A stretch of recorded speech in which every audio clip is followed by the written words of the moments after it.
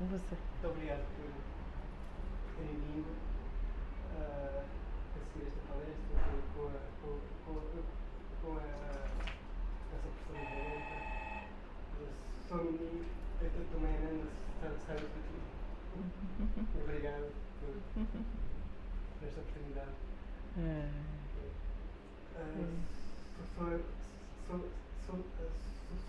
Somente no Brasil começou a sua caminhada no Rio de Janeiro, já chegou com professores que se calhar nós também conhecemos, como a professora Hermógenes, a professora Glória, não tem problema. E o Swami Nirmalamananda, que se calhar não é tão conhecido aqui, mas que é um Swami ele é presidente da Ordem no Brasil. São Paulo.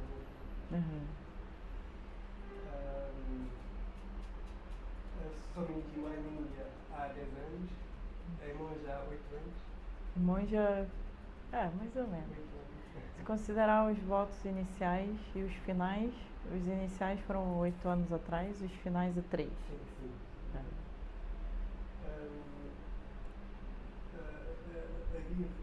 Vive e ensina, estuda em Nagpur, na Índia, no Asha Vijnana Gurukulam. Correto. Nagpur. E aí é uma benção tê-lo aqui em Portugal, que deve ter de Nagpur para fora. Me parece real. É verdade. E passo a palavra. Obrigada, querido. Agradeço o convite, o interesse de vocês, que sem interesse, né? Sem aluno não tem professor, então tudo começa com o aluno. A gente pode estudar, mas estudar pra gente e nunca compartilhar. O professor Hermógenes dizia que até a água parada estraga. Então, água potável, se ficar parada por muito tempo, até essa água estraga. Só existe professor porque existem alunos interessados. Senão é só um estudante para sempre. Então, antes de mais nada, minha gratidão pelo interesse de vocês estar aqui nessa tarde. Tarde, né? Pode vir. Estamos começando, não se preocupe. Olá, boa tarde. Pode ir ali se quiser. Então, vamos lá, vamos começar.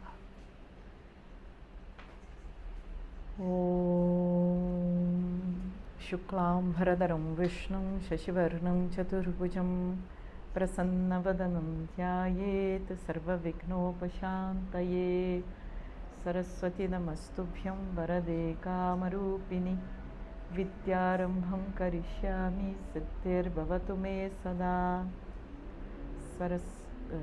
Sada Shiva Samarambham Shankaracharya Madhyamam Asmadacharya Paryantam Vande Guru Paramparam Parabrahmanishtam Swato Dharmanishtam Ahimsaikanishtam Swashishyai Sujustam Yatinam Varishtam Gurunam Garishtam Dayanandarupam Madacharya Mide Dayanandarupam Madacharya Mide Om Sahana Vavatu Sahanau Bhunaktu Sahaviryam Karavavahai Tejasvinavadhitamastu ma Vishavahai Om Shanti Shanti Shanti Om Shri Guru Pyo Namaha. Então, Advaita Vedanta é o que ele me pediu para falar. Primeiro a gente tem que entender o que é Vedanta para entender o que é Advaita.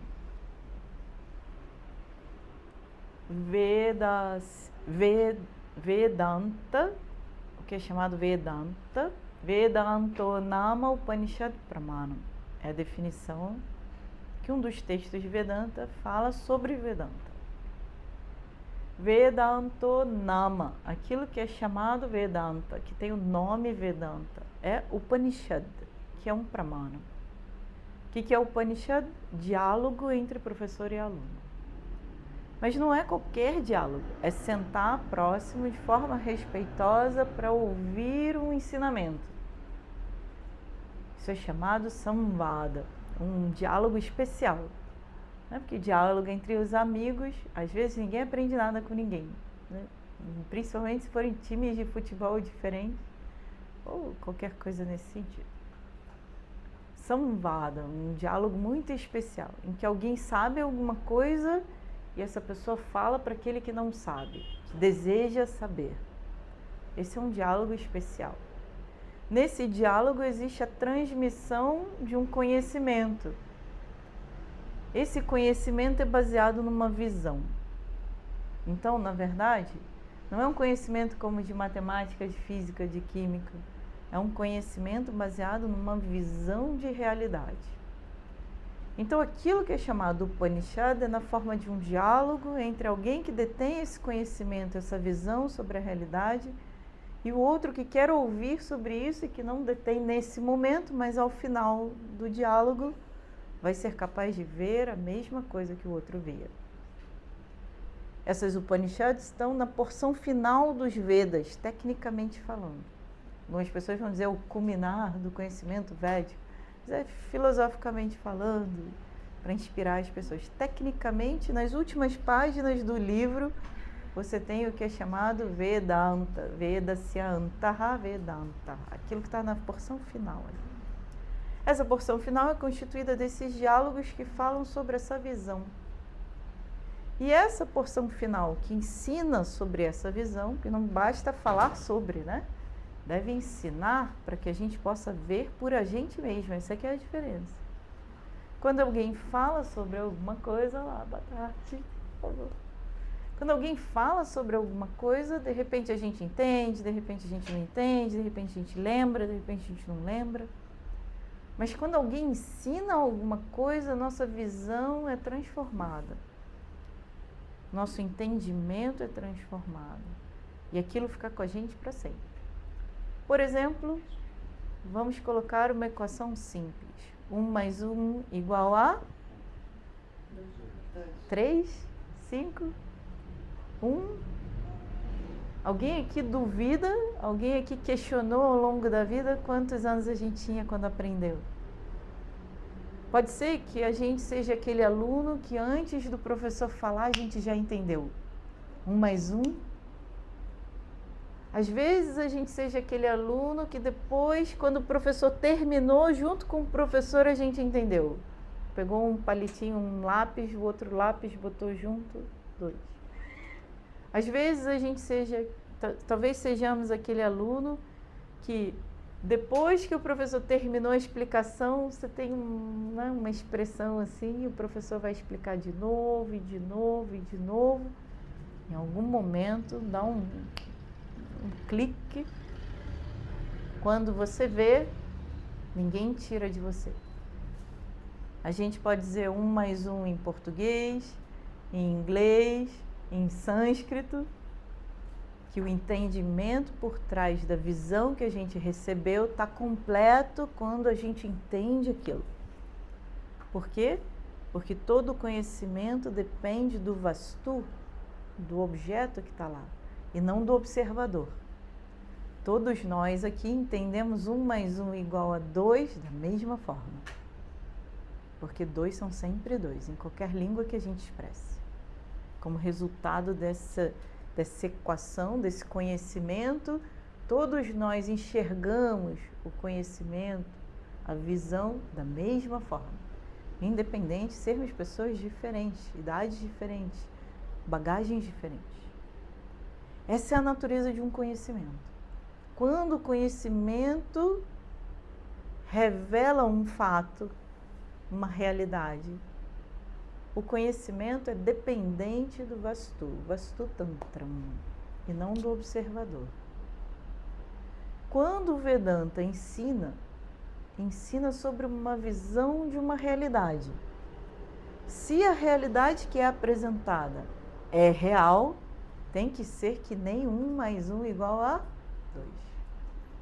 Todo mundo que passar pelo mesmo método vai ter que enxergar a mesma coisa no final. Senão, é dependente de outras coisas e não da realidade que é apresentada. Esse método de ensinamento é chamado Pramanam, um meio de conhecimento válido. O que é um meio de conhecimento? Um instrumento através do qual a gente adquire conhecimento? Os nossos olhos, por exemplo. Tanto que a gente confia tanto nos olhos que o juiz vai chamar uma testemunha ocular, uma testemunha que viu a cena acontecer. Por quê? Porque não tem como negar o que os nossos olhos revelam. Dentro do nosso entendimento de mundo, o que quer que os olhos revelem é real para a gente, para a nossa apreciação. Mas a gente sabe que não é tanto assim, não é verdade? Porque às vezes nossos olhos nos enganam. Você vê uma pessoa à distância, você pensa que é alguém conhecido, a pessoa chega mais perto, você vê que não é ela, era outra. Mas aí o erro está nos olhos, o erro está na interpretação daquilo que a gente viu. Porque os olhos só conseguem revelar formas e cores.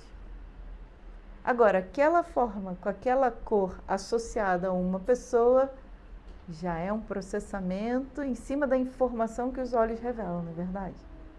E quando a minha conclusão é diferente daquele fato, a gente chama isso de quê? Erro, confusão. A minha apreciação da realidade não é compatível com o que está ali na minha frente. A gente chama isso de erro. Onde que está o erro? Não está nos olhos. Está no meu entendimento daquilo que os olhos revelam. Porque os olhos vão revelar sempre formas e cores.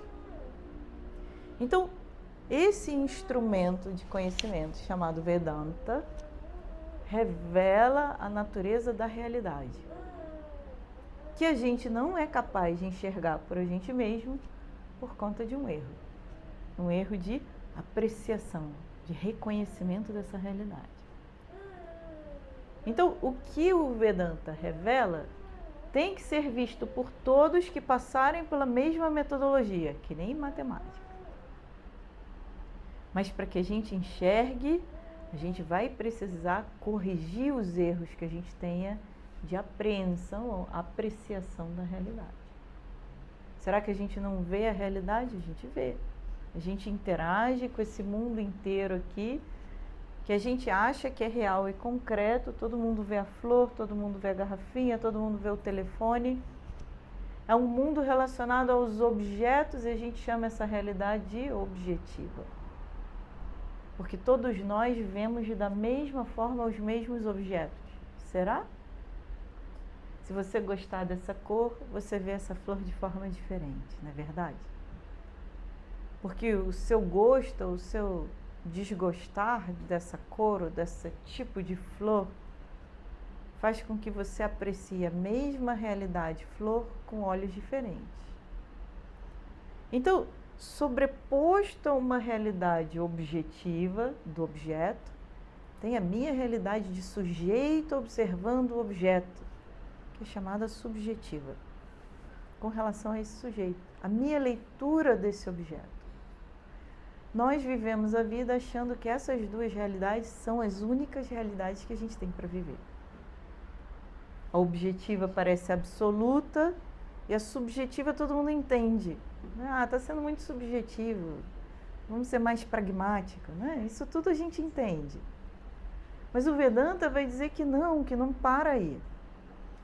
Existe mais uma camada que não é vista, porque a nossa apreciação só chega na camada dos objetos. O subjetivo todo mundo entende. Aqui é que a gente não entende que tem duas sendo apreciadas e não apenas uma. É aí que o Vedanta entra como um meio válido de conhecimento. Para a realidade subjetiva, a gente não precisa falar nada. Cada um sabe quando as nossas percepções subjetivas colorem a realidade objetiva que a gente vê no mundo. Que nem se ele colocar uma lente azul, né, um filtro na lente dele. Ele vai tirar fotos diferentes, um filtro azulado, um filtro amarelado. As nossas emoções, aquilo que a gente gosta, as nossas opiniões formadas são filtros com os quais a gente colore a vida. Se a gente deixa esses filtros de lado, aí vão chamar a gente de quê? De seco, pragmático, pessoa, né, sem graça, sem sabor, sem cheiro, sem nada, porque é o que é. Mas por trás dessa realidade objetiva, segundo o Vedanta, existe mais uma camada de realidade que é realidade de verdade. A gente vai chegar lá. Então, para a nossa experiência sobre nós mesmos e sobre o mundo, nós temos duas realidades que coexistem, com as quais a gente usa para interagir e fazer transações com esse universo. Uma realidade subjetiva, uma realidade objetiva. A objetiva todos nós compartilhamos, a subjetiva é íntima e pessoal. A objetiva é variada, multifacetada. A subjetiva é completamente individual. Eu não consigo nem explicar para você o que eu entendo da palavra amor, da palavra compaixão, da palavra raiva. A gente vê sintomas parecidos, a pessoa fica vermelha, com os olhos assim, pulando para fora. A gente chama isso de raiva. Mas pode ser frustração também, né? Com um sintoma parecido. Quem que vai saber se é raiva ou se é frustração? Às vezes nem a pessoa, se ela não refinar a apreciação da emoção que surge para ela. Então, a nossa percepção subjetiva da vida dá o nosso colorido particular, numa base comum, que é chamada de realidade objetiva. E a gente pega essa realidade objetiva como sendo absoluta, porque a gente não conhece nada além disso. Então, começou lá com o Big Bang, ou seja lá como for, começou, quem sabe, talvez um dia acabe, porque as estrelas, né, desaparecem depois de um tempo. Nesse meio do caminho entre o início e o fim tem algo que todos nós compartilhamos, é isso que a gente vê, é isso que a gente tem. A gente não consegue conceber nada fora disso. Por isso que o Vedanta se apresenta como um conhecimento revelado. Porque se for algo pensado, baseado na observação, é aí que a gente chega. Tudo tem um início, tudo tem um fim. Esse universo teve um início, alguma coisa pode colapsar em algum momento, vai ter um fim. Entre o início e o fim, a gente está aqui, por muitos anos. Então, no momento em que a gente questiona, será que isso é tudo que existe? O Vedanta diz que não. Porque para entender aquilo que existe, que é real, que é a realidade, Tattvam, Satyam, a gente vai precisar entender a definição de existência, de realidade. Segundo o Vedanta, Trikaleshu Tishtati Iti Tattvam Satyam. Aquilo que existe deve existir nos 3 espaços de tempo. Quais são eles? Passado, presente e futuro. Então, se a gente errar na gramática, existe no passado, existe no presente, existe no futuro, porque os tempos verbais são só para representar o tempo. Para que algo exista, tem que sempre existir. Não pode ter começado sem nunca ter existido antes. Não pode se encerrar sem nunca existir depois. Tem que existir e existir sempre. Será que isso existe? É a pergunta que nasce na nossa mente. Para que algo exista, tem que existir nos 3 espaços de tempo. Alguma coisa surge, se sustenta por um tempo e desaparece. A gente chama isso de quê? Algo temporário, transitório, anityam. Aquilo que é eterno, a gente espera que esteja sempre presente, nityam. Então, se existe algo eterno livre do tempo, que se sustenta existindo a todo tempo. Se isso existir, essa é a única coisa que existe de verdade.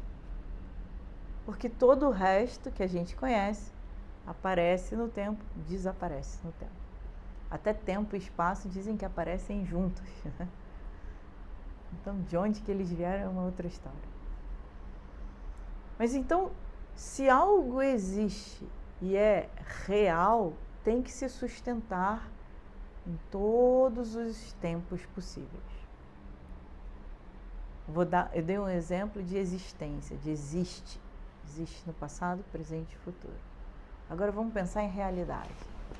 Pensa num pote de barro.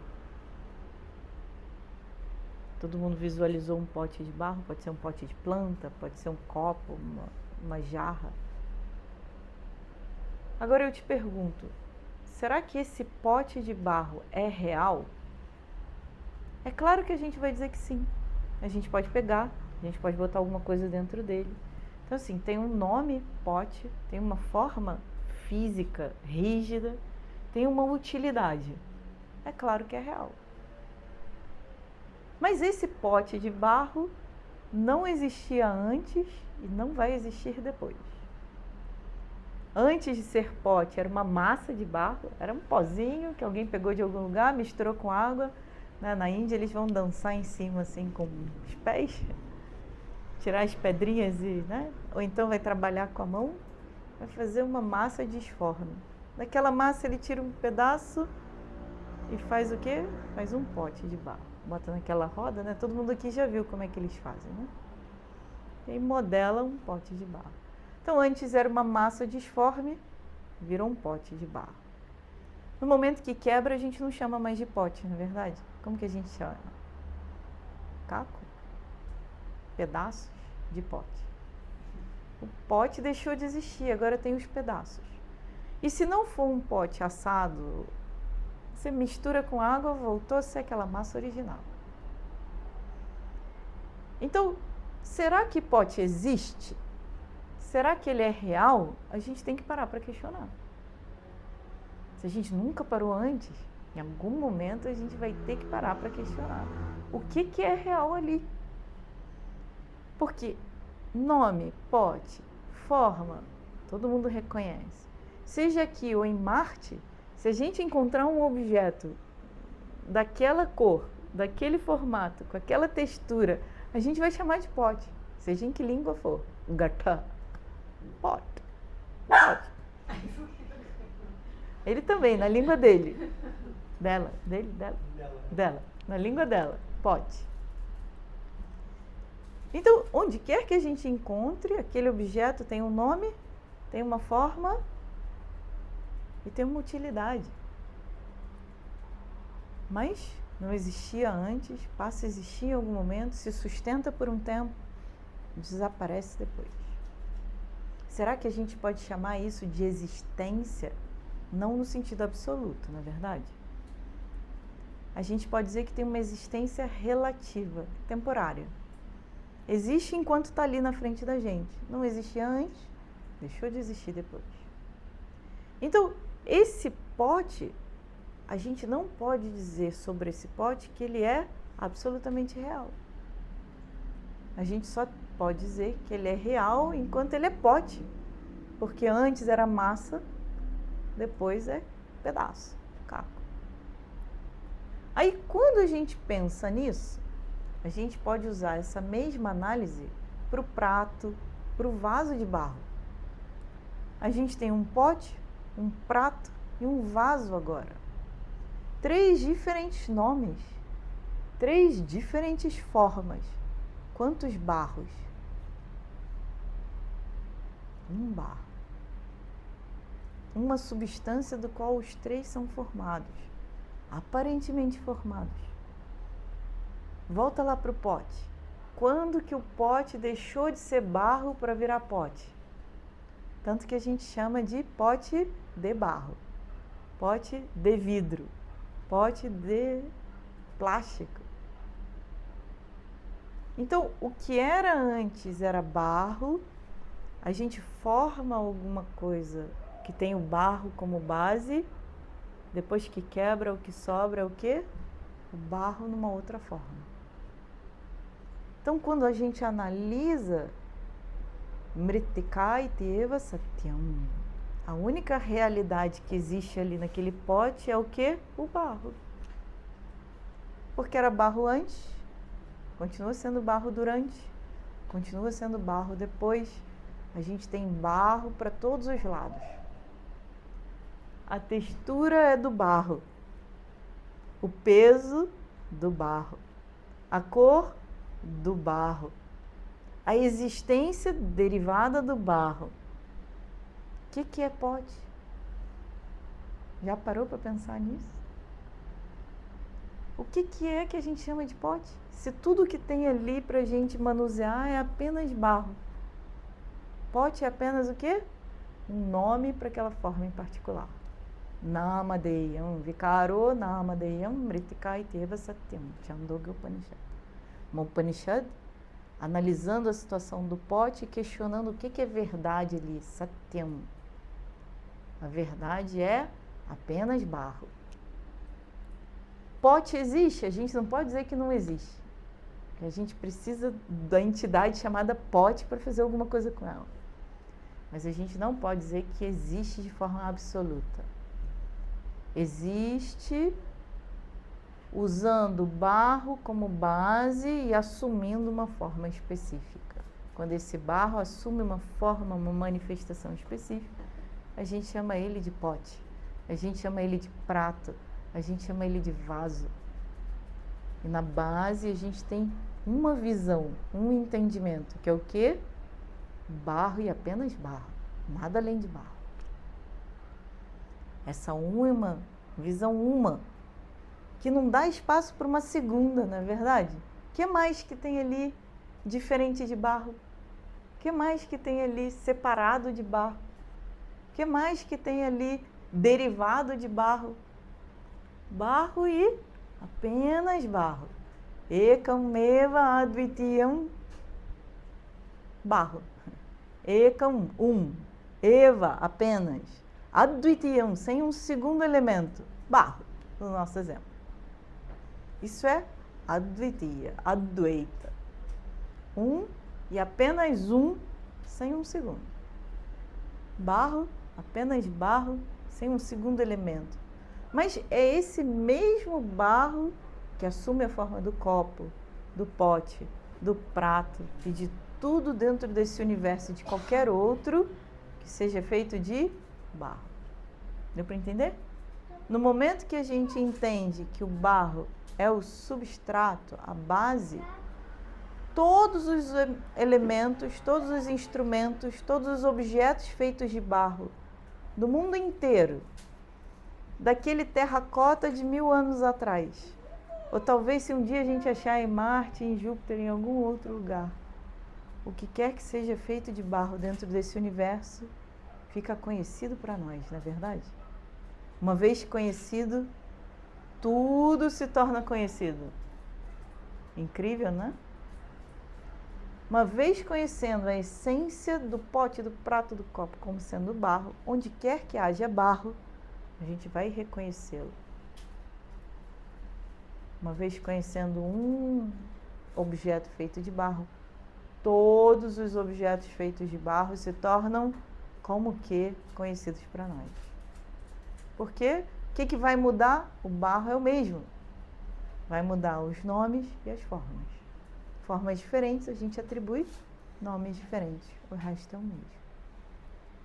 Então, isso que é chamado Upanishad é um diálogo entre professor e aluno, uma forma muito especial de diálogo, em que o professor tem uma visão, como por exemplo a do barro, e através de uma metodologia faz você enxergar exatamente o que o professor via.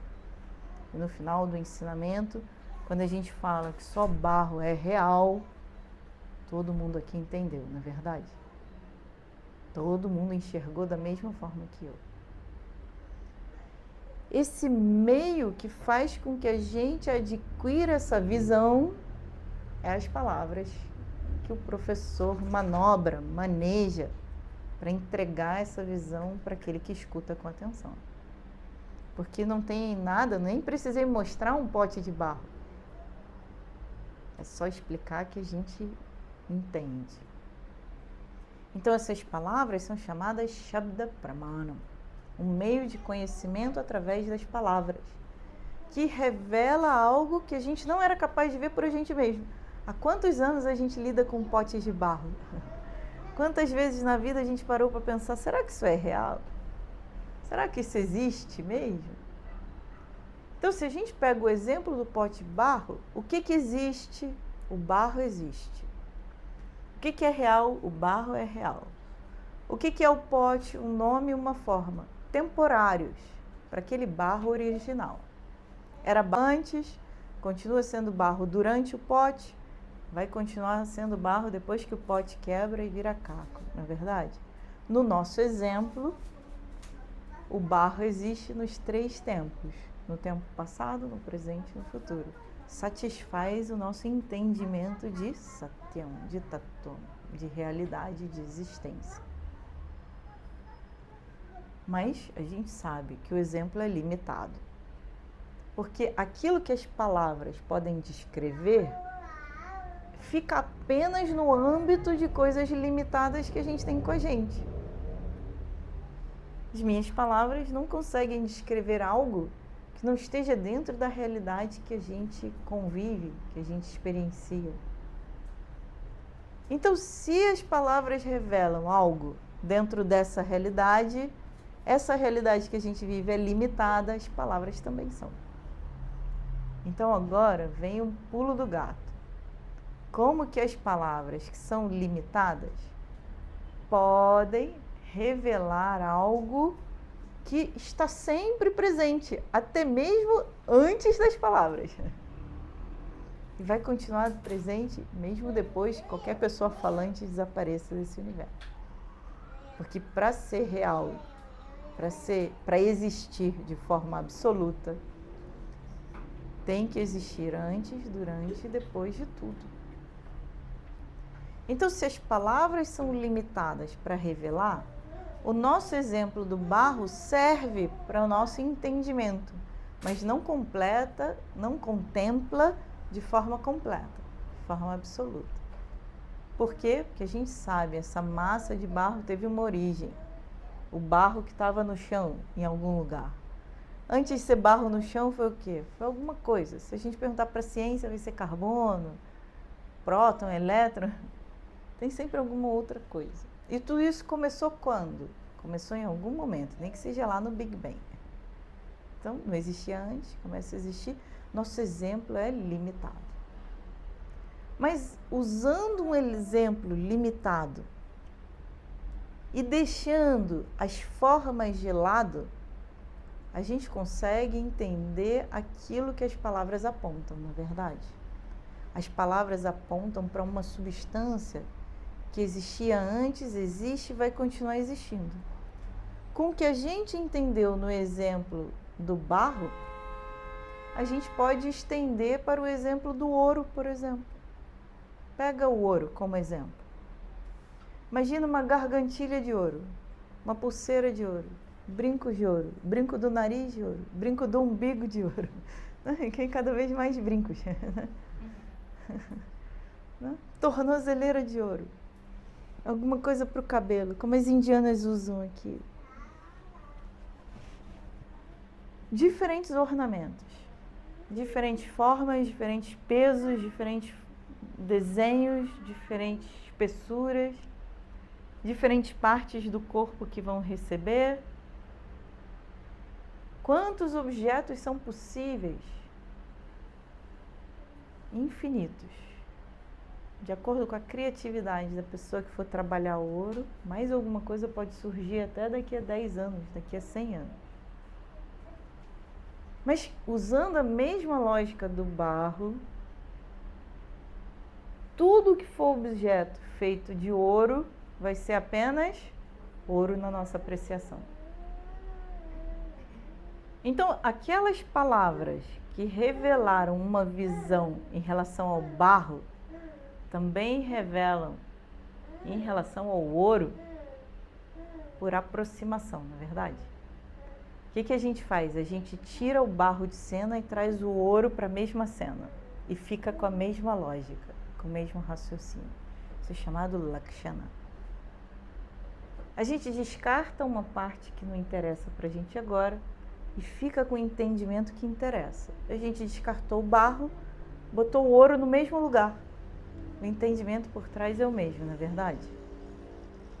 Agora o Vedanta vai dizer para a gente: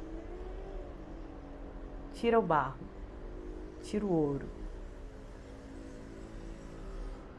Uma existência, uma realidade, na forma de uma consciência, que serve de base para tudo, para o universo inteiro. Da mesma forma que o barro, da mesma forma que o ouro, uma realidade, uma consciência que é básica, que sustenta todos os nomes, todas as formas. Isso é a única coisa que existe. E é que existe de verdade. Tudo o resto existe dependente dessa, como uma forma, uma expressão, um nome, algo que aparentemente separado, aparentemente temporário, aparentemente manifesto e não manifesto, com diferentes nomes e formas numa única base. Agora a gente tem que entender, será que isso existe?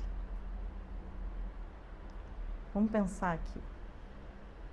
Tudo que a gente conhece existe dentro desse espaço.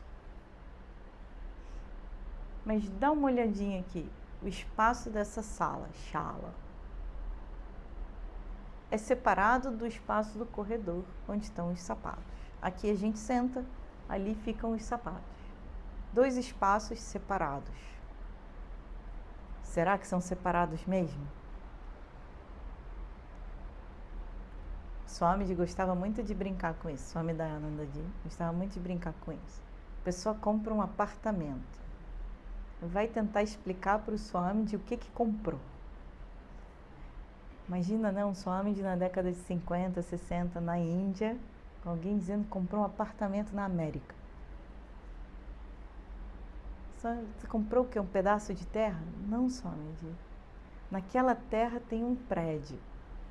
O que é um prédio? É como se fosse uma casa em cima da outra. Uma casa em cima da outra, uma casa em cima da outra.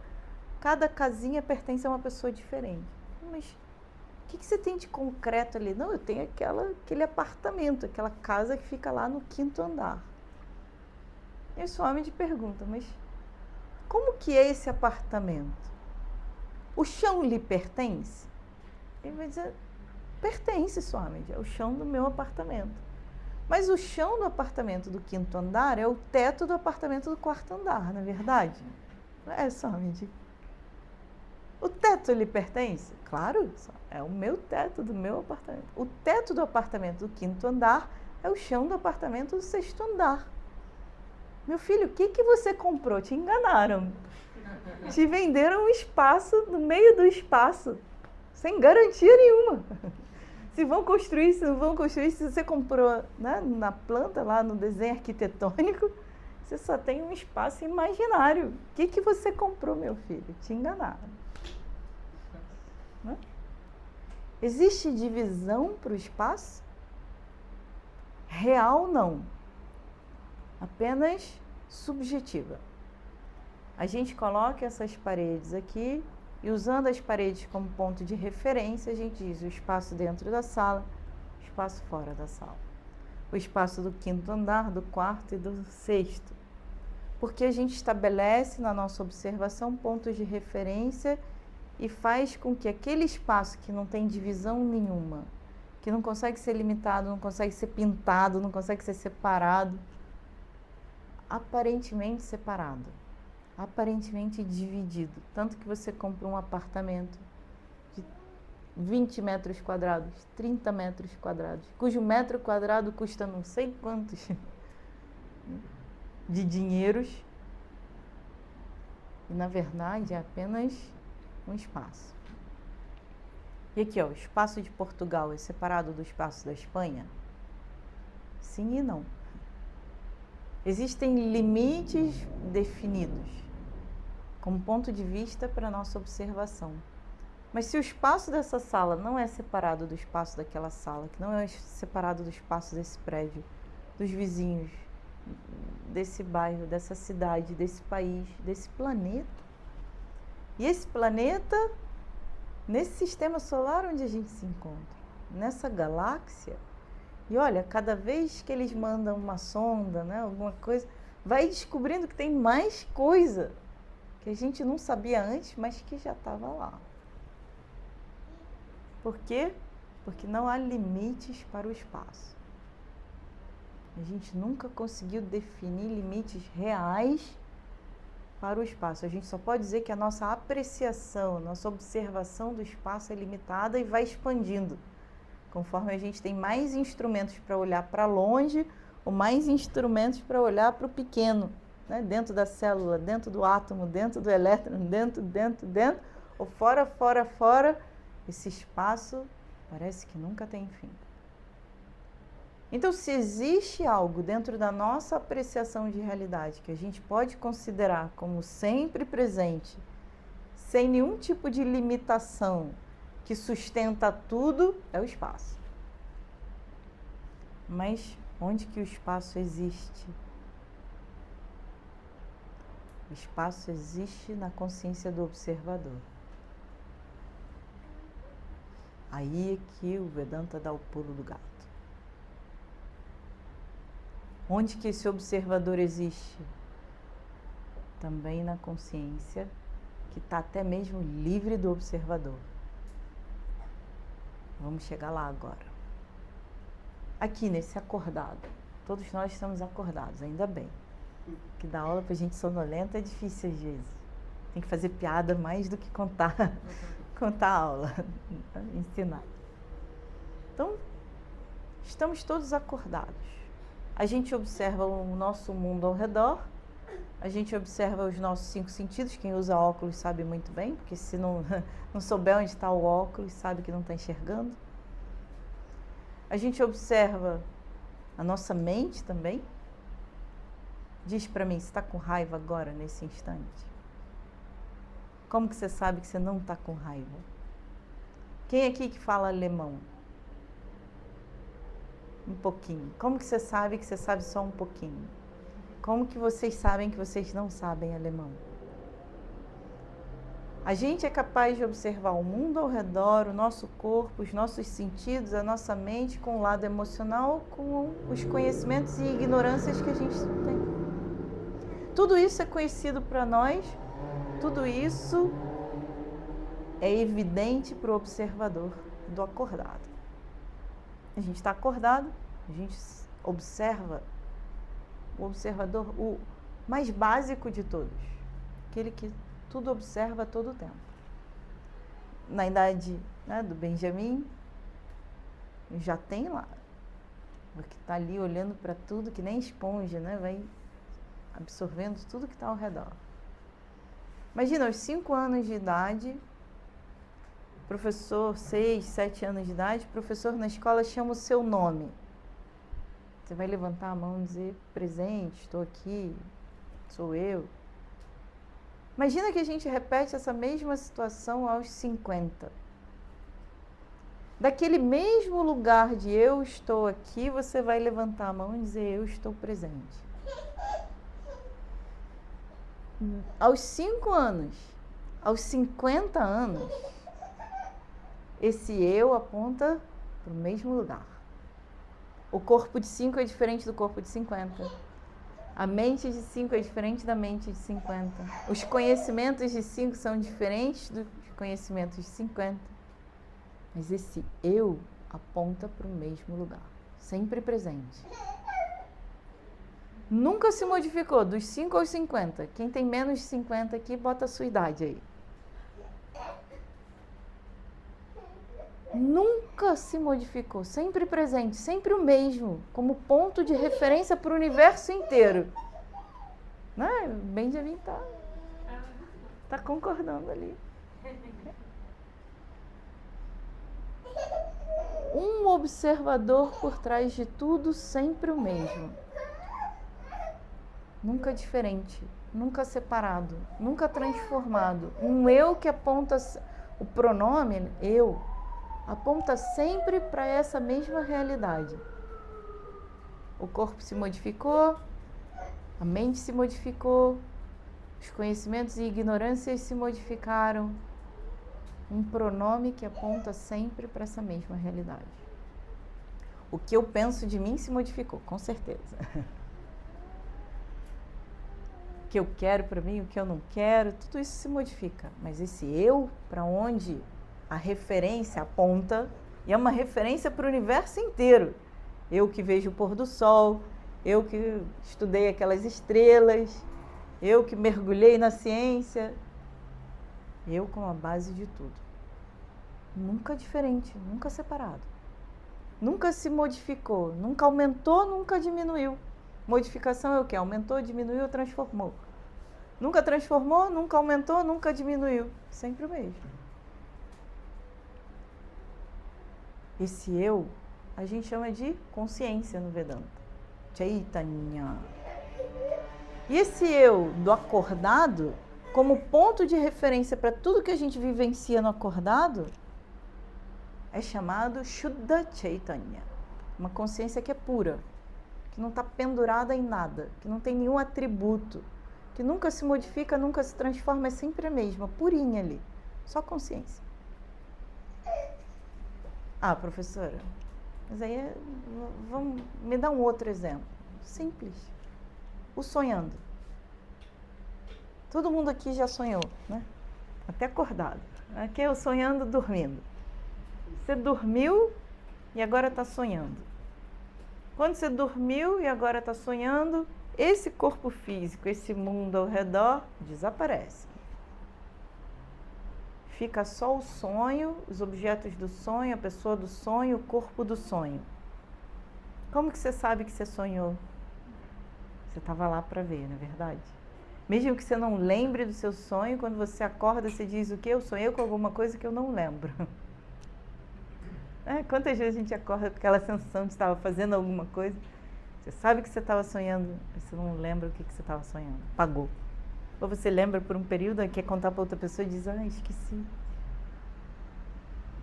Esse mundo externo apagou, esse corpo apagou, o mundo dos sonhos se abriu, uma realidade inteiramente nova, um ponto de referência, eu que vejo o sonho se desenrolar na minha frente. Às vezes eu sonho em primeira pessoa, fazendo as coisas. Às vezes eu sonho em terceira pessoa, eu me vejo fazendo alguma coisa. É um pouquinho mais raro que o primeiro. No geral, a gente sonha exatamente como a gente está aqui. Você vê as suas mãos mexendo aqui nesse espaço à sua frente, você sonha em primeira pessoa. Às vezes você está vendo um corpo se mexendo lá e no sonho você sabe que sou eu ali. Indo naquele carro, vendo aquele lugar, conversando com aquela pessoa, você sonha em terceira pessoa. Mais raro ainda é sonhar lúcido. Estou sonhando, sabendo que eu estou sonhando, acordo a hora que eu quero. Possível. Sonho dos yogis. Se você treinar um pouquinho com japa, qualquer pessoa pode fazer. Você sonha que você está em perigo, aí o que você faz? Vou cantar meu japa, vou cantar meu mantra. Né? Aquela pessoa do acordado invade o mundo dos sonhos e diz assim, não vou correr de leão nenhum, não, vou cantar meu mantra aqui, que isso aqui vai passar. Ou então, vou perder meu tempo sonhando com essas coisas aí esquisitas? Não, vamos acordar que é melhor. Você acorda. Sonho lúcido, mais raro, mas possível. No mundo dos sonhos, um observador por trás. Um ponto de referência desde a primeira vez que você sonhou nessa vida. Sempre o mesmo, que nunca se modificou. Um observador constante do mundo dos sonhos, dos acontecimentos dos sonhos, às vezes em primeira pessoa, às vezes em terceira pessoa, às vezes lúcido, não importa. Uma base, sempre presente. Ah, professora, o mundo dos sonhos é sonho, né? Quem diz que eu não estou inventando? Tudo bem. Sabe quando a gente dorme, e dorme mesmo, tão profundo, tão profundo, tão profundo que não vê nada? Já teve essa experiência? Todo mundo já teve essa experiência na vida. Minha professora diz que o Criador desse universo colocou essa experiência só para não virar pra gente dizer que... Só para ele virar pra gente e dizer, eu te avisei. Estava lá na sua noite todos os dias. O quê? Dormiu. O corpo apagou. O mundo externo apagou-se junto com o corpo. A mente desperta e cria o mundo dos sonhos.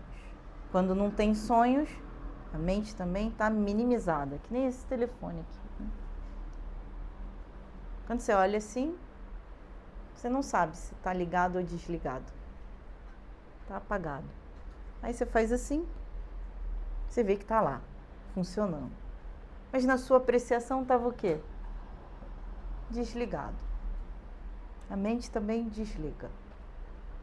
Quando a mente desliga no sono profundo, o que acontece? Nada. Tudo apaga. Tudo. Absolutamente tudo. Até você. E você não está lá para dizer, eu estou aqui não vendo nada. Mas, quando você acorda, o que você diz? Dormi tão profundo que não vi nada, mas não acaba aí. O melhor de tudo era o quê? Foi ótimo. Um sono maravilhoso, acordei outra pessoa, não é verdade? Acordei, aí quando você acorda, você quer até voltar para pegar mais um pouquinho daquele estado de quê? De estar bem, sem lhe faltar nada.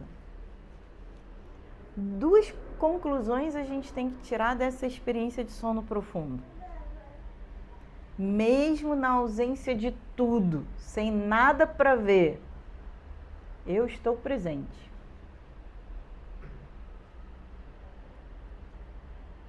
Vendo que não tem nada para ver. Nem mesmo a minha mente, nem mesmo os meus sonhos, nem mesmo meu corpo, nem mesmo o universo. Na ausência de tudo, eu estou lá e sou consciente, sou consciência. Mas não só estou presente, consciente, mas nada me falta. Essa é uma segunda conclusão muito importante. Na ausência de tudo, eu estou bem, pleno, completo, satisfeito. Tá comigo? Junto? Caminhando junto? No momento do sono profundo, a minha mente também apaga. Não tem ninguém lá para dizer, eu estou aqui me sentindo pleno, completo, feliz e não tem nada para eu ver. Porque o meu instrumento de pensar é a mente e a mente está apagada. Mas por trás da mente existe um observador que se observa lá, presente, existindo, pleno, completo, satisfeito. Mesmo na ausência de tudo. Se você, através da sua prática de yoga, entrar em samadhi, a sua experiência vai ser exatamente a mesma, mas totalmente claro do que está acontecendo ali. Isso é chamado Sabidya Samadhi. Tem uma sementinha ali do eu, observador de tudo, que não vejo nada, mas nesse momento eu não estou apagado como no sono profundo. Eu estou aqui, muito bem aqui. Onde é aqui? No universo inteiro. Porque na experiência de Samadhi, esse eu pequenininho se expande e assume o tamanho do universo. Por quê? Porque não sobra nada, só uma consciência plena, completa, absoluta. Que nem no sono profundo. A diferença é que no sono profundo está encoberto por uma escuridão. E no Samadhi está claro, brilhante. Mas tem um eu observador ali por trás das duas experiências. Quem é esse eu observador? Patanjali chama de Drashta, no seu terceiro sutra. Drashtuhu Swarupe Avasthanam é o fruto de uma prática de yoga. Drashtuhu Swarupe Avasthanam, a permanência, Avasthanam, na Swarupa, na natureza do Drashta, daquele que vê. Qual que é a natureza daquele que vê essa consciência, existência plena, absoluta? Quando a pessoa faz uma prática de yoga, Patanjali diz que como fruto dessa prática, essa pessoa se estabelece, avasthanam, ela vive estabelecida nessa apreciação de si mesmo, da sua própria natureza, sua realidade mais básica. Como quem? Aquele que a tudo vê. Quem é esse que tudo vê? Esse que é chamado Shuddha Chaitanya do ponto de vista do indivíduo, que é o que? Uma consciência pura, que está sempre presente, iluminando tudo que tem para ser iluminado e no sono profundo até iluminando o que não tem nada para iluminar. E não só ilumina tudo na forma de consciência, mas está existindo sempre e na ausência de tudo está o quê? Plena, completa, feliz, satisfeita. Os nossos problemas começam quando a mente acorda. Depois que a mente acorda, o universo inteiro aparece. Aí eu sou só desse tamanho, eu não sou feliz, isso me falta, aquilo me falta, eu preciso de um carro novo, de um iPhone novo, de uma casa nova, de uma viagem nova, de uma praia nova. Me falta muito mais do que o que eu consigo juntar numa vida. Aí é que os problemas começam. De onde que os nossos problemas nascem? De uma não apreciação daquilo que a gente é de verdade. Porque se a gente acordasse todo dia de manhã, parasse para pensar na experiência de sono profundo, acho que dava um clique naquela hora mesmo, a gente entenderia, porque está com a gente todos os dias, a todo tempo. Acho que quando a gente acorda, na Kathopanishad Yamadharmaraja, o Deus da morte, frustrado, fala para Natiketas, que o Criador desse universo destruiu todo mundo. Porque ele colocou a realidade básica de todos nós na base daquilo que nós somos e criou todo mundo com os olhos voltados para fora, para onde ela não está. Então, no momento que a gente procura essa felicidade, essa paz, essa existência, essa consciência fora, a gente está buscando onde ela não está. Porque está aqui o tempo todo, sempre teve. A gente só não foi capaz de apreciá-la, de compreendê-la. Então não é que a gente não se conheça, não é que a gente não saiba quem a gente é. A gente está misturado. A gente está confuso, achando que os problemas desse corpo são meus. Os problemas dessa mente são meus. Por quê? Porque eu não me vejo separado desse corpo, dessa mente. Eu me vejo junto e misturado. Então, se eu não me vejo como consciência básica, que nem no sono profundo é afetada por nada, eu vou me ver como essa mente, como esse corpo, que são meus instrumentos de expressão. Da mesma forma que o pote recebe o nome pote para a forma pote, esse eu recebe esse corpo, essa mente, esses sentidos para se expressar nesse mundo, mas qual que é a diferença? O pote não pensa, eu penso. Se o pote pensasse, ele ia pensar o quê? Um pote é diferente do outro pote. O pote mais gordinho ia olhar para o outro e dizer, ai, mas ele é tão magrinho. O magrinho ia olhar para o outro e dizer, ai, mas ele é tão gordinho. O maior ia dizer, ele é tão alto. O pequeno ia dizer, eu sou tão baixo. Mas os potes, até onde a gente sabe, eles não pensam. Mas no momento que essa mesma consciência, o universo inteiro assume esse nome, essa forma aqui, a gente se mistura, se confunde e acha que é só desse tamanho. É aí que está o nosso problema. Não é que a gente não se conheça, não é que a gente não saiba que existe uma consciência que existe aqui. A gente só não reconhece ela. Não fica claro pra gente. Por quê? Porque está tudo junto e misturado. É isso que a gente chama de identificações, de sobreposições, superimposições, tecnicamente. Então, o nome e a forma pote estão superimpostos no barro. Você não vê o barro e vê pote. Em toda a sua experiência. Até a primeira aula de Vedanta que analisa isso. Não é verdade?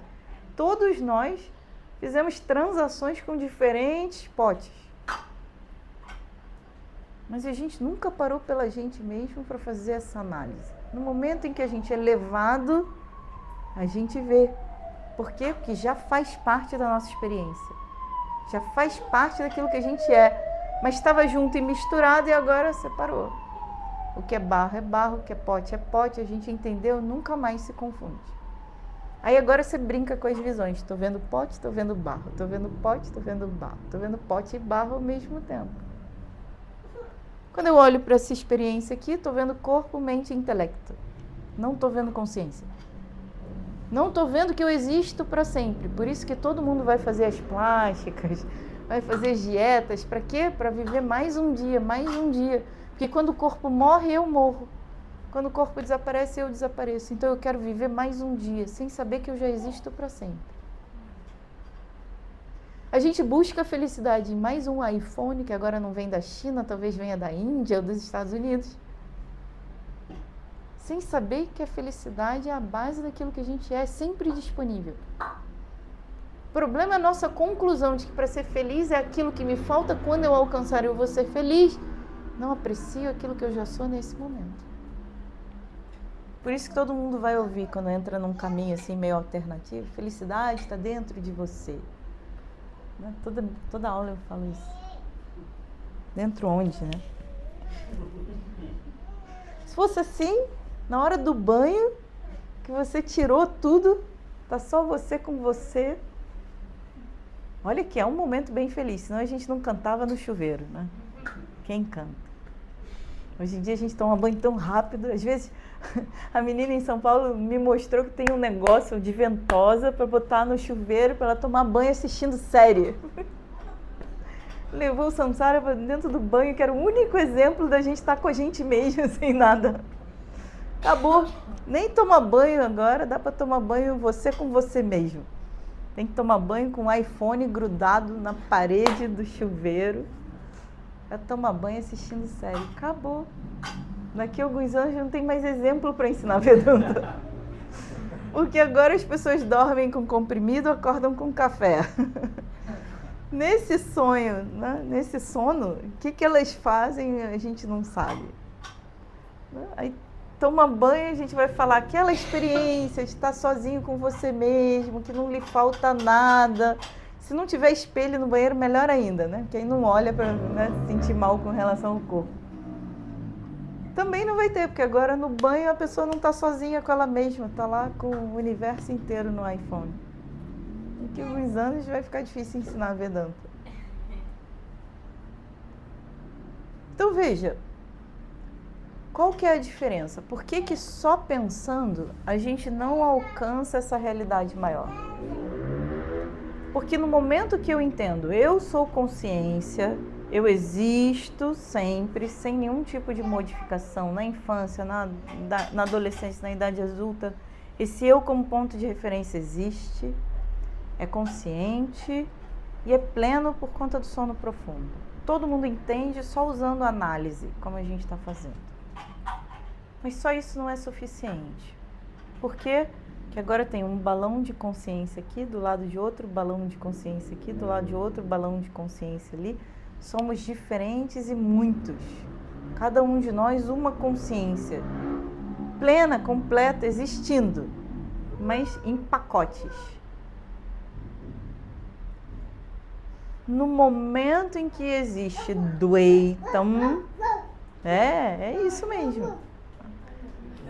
No momento em que existe dualidade, dois, e dois representam todos. No momento que existe divisão e separação, existe o quê? Medo. No momento que existe uma consciência aqui e outra consciência aqui, a minha consciência limita a dela limita a minha. Por consequência, quando a limitação nasce o medo, a competição, a raiva e tudo que vem como fruto disso. Começa com medo, que ela seja melhor que eu, que ela seja maior que eu, que ela seja mais capaz que eu. É dito que até o Criador do Universo, quando abriu o olho para criar, se viu sozinho e ficou com medo. Por isso que todos nós, ao ficar sozinhos, nós também vamos sentir medo. Até ele sentiu. No momento que se vê separação, divisão, isolamento, aquela consciência que existe já não é mais plena, completa. Já é um pedaço. E esse pedaço é diferente daquele pedaço, que é diferente daquele pedaço, daquele, diferente, separado. Não existe a possibilidade de paz, muito menos de felicidade. Krishna fala, sem paz, como há de haver felicidade? Segundo capítulo da Gita. Por que não vai haver paz? Porque vai haver o medo. O medo do outro. Porque existe um, existe o quê? O outro. Então, a visão da realidade que sempre existe tem que ser sempre a mesma. Nunca dividida, nunca separada. Porque no momento em que algo é dividido, no momento em que há uma limitação dividindo, separando, um limita o outro. A existência de um limita a existência do outro. Se existe limitação, existe separação, vai existir início e fim, que nem a massa de barro. No momento que ele tira um pedaço para fazer o pote, aquilo que era um se tornou muitos, não só dois. No momento que se tornam muitos, acabou a paz, acabou a felicidade. Agora você bota em risco a minha paz, a minha felicidade. Então, a minha apreciação da realidade é de separação, vai ser sempre. Quando você olha para o pote é diferente do prato, é diferente do vaso. Vai continuar sendo diferente, separado cada um do outro. Quando que você vê a realidade una? Quando você muda o seu ponto de vista, tira a visão dos nomes e das formas e leva ela para quê? Para Swarupa, para a essência. Para aquilo que sustenta os nomes e formas. Nesse momento, o Vedanta revela essa consciência que você viu como a base daquilo que você é a base do universo inteiro. Não diferente, não separado. Mas como pode, professora? Da mesma forma que o espaço. Do ponto de vista dos nomes e das formas, a consciência parece dividida e separada. Como as paredes desse quarto dividem aparentemente o espaço dessa casa, desse apartamento. Do ponto de vista do espaço, olhando para si mesmo, não há separação. Do ponto de vista da consciência, tudo existe na consciência, até o espaço existe na apreciação da consciência. Do ponto de vista da consciência, só existe uma única. Ah, mas ele também é consciente. O que eu vejo dele? Apenas nomes e formas. Eu vejo ela sacudindo a cabeça, eu faço uma inferência. Ela está consciente e está me acompanhando. A gente está sacudindo a cabeça só para participar, sabe? Às vezes a pessoa não entende nada. Mas tudo bem também. Não é o caso dela. Diferente, separado.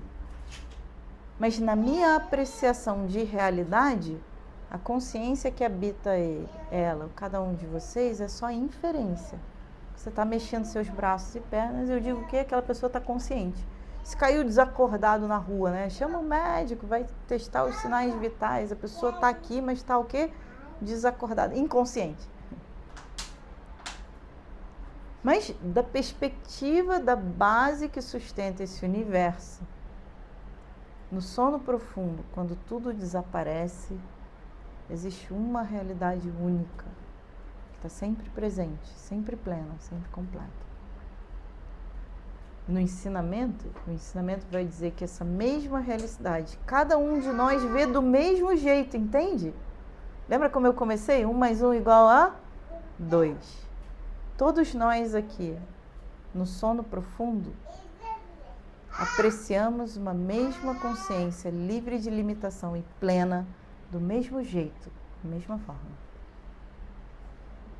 Não é verdade? Todos nós compartilhamos da mesma experiência. Apagou tudo, não vi nada, estava ótimo. Você acorda falando a mesma coisa. Imagina, 100 anos atrás, se você perguntasse para alguém, a pessoa ia responder a mesma coisa. Daqui a 100 anos, se você perguntar para alguém, vai responder a mesma coisa. Uma consciência única, sempre presente, para todos. Mas aparentemente separada. Aparentemente plena, completa, feliz. Aparentemente chateada, triste, irritada, insatisfeita. Então, o nosso problema de verdade é não enxergar a realidade como ela é. Não entender a nossa verdadeira natureza como ela é. Esse é o nosso problema de verdade. Quando a gente não reconhece a nossa verdadeira natureza como uma consciência única que sustenta o universo inteiro, todos os nossos problemas começam. Porque mesmo que eu entenda, eu sou consciência desse tamanho, eu não gostei dela. Ou eu gostei dela, agora você chega para lá, porque ela está comigo. Entende? Então, Ekam Evam Advitiyam Brahma. Do ponto de vista desse universo, essa mesma consciência que é chamada Shuddha Chaitanya, é uma, apenas uma, e é maior que tudo. Brahma, o grande. Aquilo que vai além, transcende a tudo. Que sustenta tudo. Como a base de tudo. Como o barro sustenta todos os objetos de barro. Como o ouro sustenta todos os objetos de ouro. Uma única consciência que sustenta o universo inteiro. Que do ponto de vista do indivíduo é chamado Shuddha Chaitanya. Do ponto de vista cósmico é chamada Brahma. Sem divisão, sem separação. Mas professor, e agora? Eu tô aqui, ó, desse tamanho. Eu nem ocupo essa sala inteira, graças a Deus. Eu ocupo só essa cadeira. Essa consciência que ilumina esse corpo, mente e intelecto para que nem chega aqui, né? Aqui tá tão perto de mim, mas não sou eu. Aqui, ó, se a gente pensasse que a unha sou eu, ninguém cortaria. Se a gente tivesse consciência, sensibilidade até a ponta dos cabelos, a gente teria longos cabelos, que nem as indianas, que nunca cortaram cabelo na vida, cortaram só uma vez. Mas veja, isso aqui sou eu, mas a unha já não sou eu, porque eu posso cortar fora. O cabelo já não sou eu, porque eu posso cortar fora. Até de diferentes formas diferentes. Bem diferentes, né? Um de azul, um de verde, um para o alto, outro para baixo. Um sem, um com. Qual que é o meu problema? Uma confusão. Isso aqui sou eu, mas a unha já não sou eu. Isso aqui sou eu, mas esse cabelo sou eu e não sou eu ao mesmo tempo. Porque se o cabelo estiver desorganizado, a pessoa vai lá no espelho, até some e vai fazer assim de vez em quando, para ver se não foi para um lugar errado. Mas sou eu e não sou eu ao mesmo tempo. Entende onde é o nosso problema? Esse corpo é o meu corpo e sou eu o corpo. Eu sou gordo, eu sou magro. Ai, esse joelho está me dando tanto problema, doutor. Não me deixa fazer nada. Está me atrapalhando da vida. Como se esse joelho fosse uma entidade separada. É verdade? Se não é o joelho, é a dor de cabeça, é a dor de estômago. Essa barriga está me incomodando hoje. O estômago não está trabalhando direito. Como se fosse diferente, separado. Então, com relação ao corpo, eu tenho uma confusão de identidades.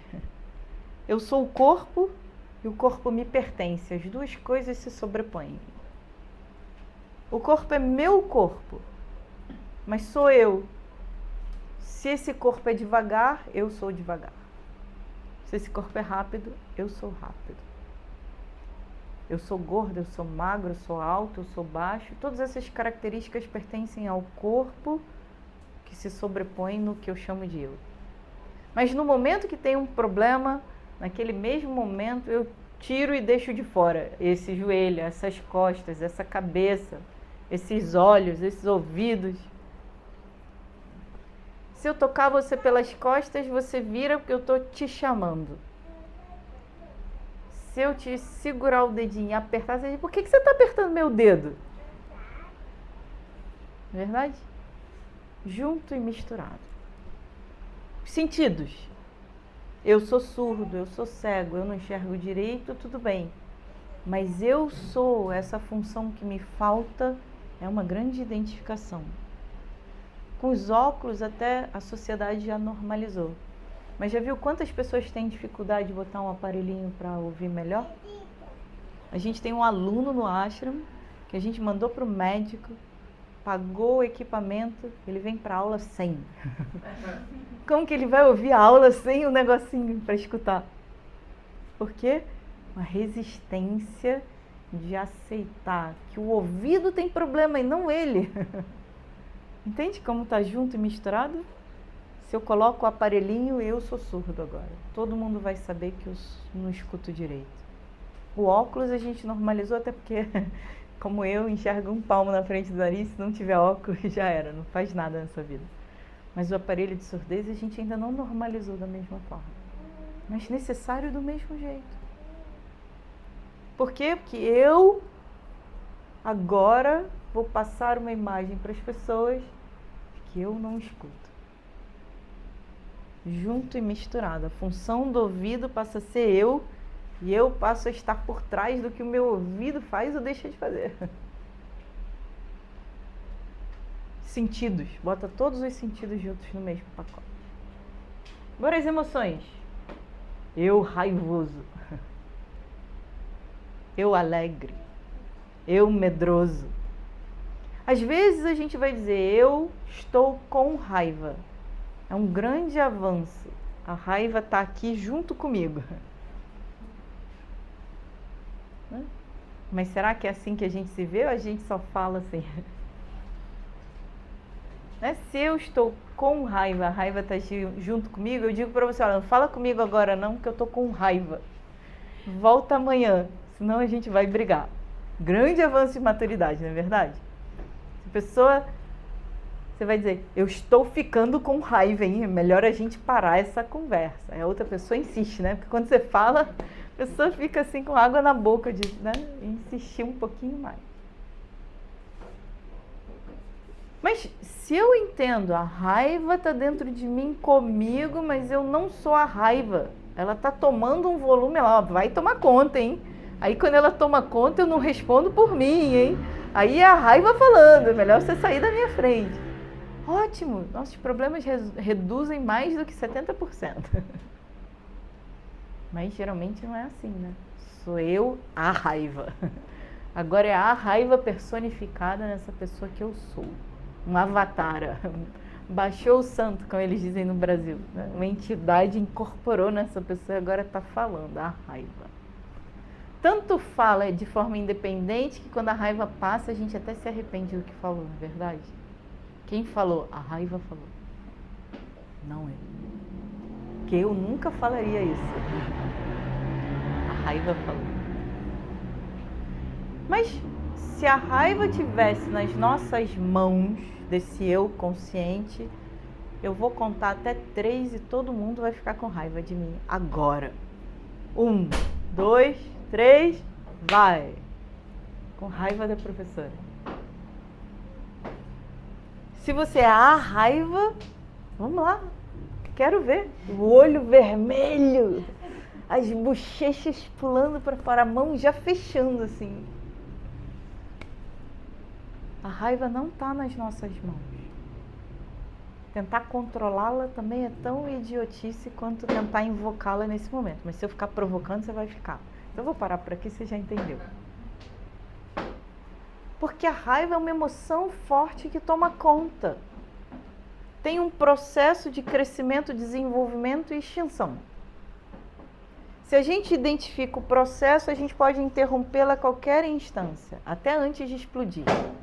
Se a gente não identifica o processo, ela toma conta, ela explode quando a onda passa. Você está ali, sabe o mar? Quando você entra no mar na hora errada, a onda te carrega, te faz rolar, come areia, bebe água. Quando você vê, você sai tonto, assim, né? Se conseguir sair, se alguém não tiver que te tirar. Mesma coisa com a raiva. Mesma coisa com medo. Mesma coisa com a insegurança. Mesma coisa. Mas eu não sou a raiva, eu sou aquele que tem condições de ver esse processo inteiro. Às vezes eu sou vítima dele, às vezes eu vou crescendo, amadurecendo, eu vou aprendendo a lidar com ele, eu vou saindo da força dele. E aí eu vou aprendendo a viver com eles, com essas emoções. Elas não me definem mais. Aí a pessoa diz o quê? Está fazendo yoga agora, você mudou tanto. Porque antes você explodia, agora você só rosna. Aí daqui a alguns anos a mesma pessoa te encontra e diz, mas você está tão calma, esse negócio de yoga funciona mesmo, né? Me dá o telefone do seu professor, aí você indica para a sala dele aqui. Por quê? Porque é um processo de desidentificação. Eu estou identificado, eu tenho que me desidentificar. Eu estou identificado com o corpo, eu tenho que me desidentificar desse instrumento de expressão. Eu estou identificado com os sentidos, eu tenho que me desidentificar desses instrumentos de conhecimento. Eu estou identificado com as emoções, eu tenho que me desidentificar para o observador das emoções, aprender a lidar com elas de forma possível, saudável. Porque não tem emoção boa ou ruim. Só tem a nossa forma de lidar com elas, que é favorável ou desfavorável para a gente e para os outros. E os nossos conhecimentos e ignorâncias também. Existe uma identificação. Eu sei isso, eu não sei isso. Então, quando eu não sei, eu finjo. Mas você leu aquele livro? A pessoa diz assim, eu não li, mas eu ouvi falar. Eu vi uma resenha, eu vi alguém falando sobre o livro. Mesmo que a pessoa nunca tenha tocado no livro, ela não vai conseguir dizer que ela não sabe nada daquele livro. Ela vai dizer, eu ouvi falar, lançaram esses dias, né? Então, vou dar uma disfarçada que ela não sabe. Porque eu não posso me apresentar ignorante. Não posso. Inaceitável para mim, muito menos para os outros. Então, é essa relação que eu tenho comigo mesmo que precisa ser mudada. Precisa ser descoberta, uma relação em que eu sou essa consciência plena, completa, a todo o tempo, disponível para mim a todo o tempo, se expressando através de uma mente com conhecimentos e ignorâncias limitados, com emoções limitadas, com sentidos limitados, com um corpo mais limitado ainda.